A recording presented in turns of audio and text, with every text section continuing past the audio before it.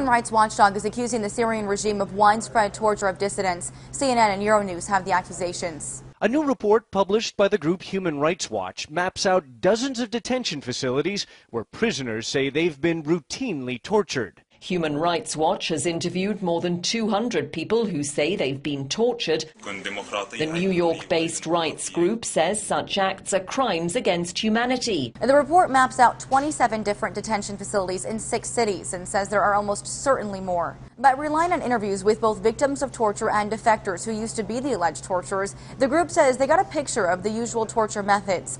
The reports generally involved beating the prisoners while they were immobilized. This includes being hung from their hands, tied to boards, or stuffed into a car tire. Electrocution and other methods were also reported. Analysts agree the report probably won't change anything in Syria yet. A foreign policy expert tells the UK's Channel 5 any direct response is off the table for now. There's going to be no immediate effect from this report, unfortunately. The international powers that be have decided upon endorsing and trying to enforce this Kofi Annan plan too. But members of the group say they hope the report will be used one day to prosecute those responsible for torture.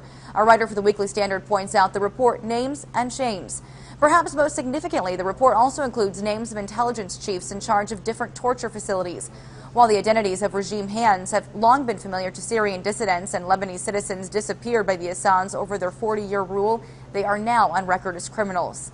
But prosecuting torturers could get complicated even if the situation in Syria is eventually resolved. Al Jazeera explains the allegations of torture go both ways. A recent UN-backed commission says it has reasonable grounds to believe both sides are behind abuses, but it puts the weight of its criticism on the systematic abuse by the state rather than the opposition. UK Foreign Secretary William Hague says he will work to impose sanctions on the commanders listed in the report.